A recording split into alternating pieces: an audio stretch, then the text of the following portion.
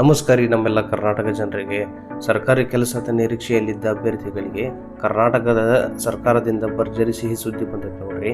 Police ಇಲಾಖೆ ಸೇರಿದಂತೆ ವಿವಿಧ ನಾಗರಿಕ ಸೇವೆಗಳ ನೇಮಕಾತಿಯಲ್ಲಿ ವಯೋಮಿತಿ ಸಡಿಲಿಕೆ ಬಗ್ಗೆ ಅಧಿಕೃತ ಆದೇಶ ಹೊರಬಿದ್ದಿದ್ರಿ.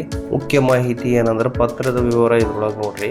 ಈ ಪತ್ರದ ಪ್ರಕಾರ ದಿನಾಂಕ 31 ಡಿಸೆಂಬರ್ 2027ರವರೆಗೆ ಹೊರಡಿಸಲಾಗುವ ಎಲ್ಲಾ ನೇರ ನೇಮಕಾತಿಯ ಅಧಿಸೂಚನೆಗಳಿಗೆ ಅನ್ವಯವಾಗುವಂತೆ ಗರಿಷ್ಠ ವಯೋಮಿತಿಯಲ್ಲಿ 5 ವರ್ಷಗಳ ಸಡಿಲಿಕೆಯನ್ನು ಅಂದ್ರೆ ಏಜ್ ರಿಲ್ಯಾಕ್ಸೇಷನ್ ನೀಡಲಾಗಿದೆ. ಇದು ಕೇವಲ ಒಂದು ಬಾರಿಯ ಕ್ರಮವಾಗಿ ಜಾರಿಗೆ ಬಂದೈತ್ರಿ.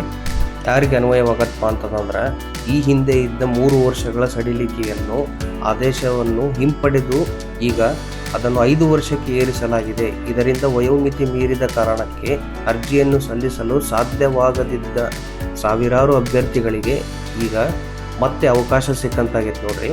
ಪೊಲೀಸ್ ಇಲಾಖೆಯ ನೇಮಕಾತಿಗಳಿಗೆ ಇದು ಅನ್ವಯ ಆಗ್ತೈತಿ ಎಂದು ಈ ಪತ್ರದಾಗ ಸ್ಪಷ್ಟಪಡಿಸ್ಯಾರ. ಇದು ಕರ್ನಾಟಕ ಸರ್ಕಾರ ಕಡೆದಿಂದ ಬಂದಿರತಕ್ಕಂಥ ನೋಟಿಫಿಕೇಶನ್ ಆಗೈತಿ. ಸಂಪೂರ್ಣವಾದ ಮಾಹಿತಿ ಬೇಕಂದ್ರೆ ಸ್ಕ್ರೀನ್ ಮೇಲೆ ಏನು ಕಾಣಕತ್ತಲ್ರಿ ಆ ಸ್ಲೈಡ್ನ ಒಂದ್ಸತಿ ಪಾಸ್ ಮಾಡಿ ಸಂಪೂರ್ಣವಾಗಿ ನೋಡ್ರಿ. ನಿಮಗೆ ಕಂಪ್ಲೀಟ್ ಆದ ಮಾಹಿತಿ ಅರ್ಥ ಆಗತ್ತೆ. ಇದು ಇವತ್ತಿನ ವಿಡಿಯೋ ಆಗಿರ್ತೈತ್ರಿ. ನೀವು ಸಂಪೂರ್ಣವಾಗಿ ಈ ವಿಡಿಯೋನ ಎಲ್ಲೂ ಸ್ಕಿಪ್ ಮಾಡ್ಲಿಲ್ದಂಗೆ ನೋಡ್ರಿ. ನೀವೇನಾದರೂ ಇತ್ತೀಚಿನ ಜಾಬ್ ನೋಟಿಫಿಕೇಶನ್ಗಳಿಗೆ ಕಾಯಕತ್ತಿದ್ರ ಈಗಿನಿಂದಲೇ ನಿಮ್ಮ ತಯಾರಿ ಆರಂಭಿಸ್ಕೊಳ್ರಿ.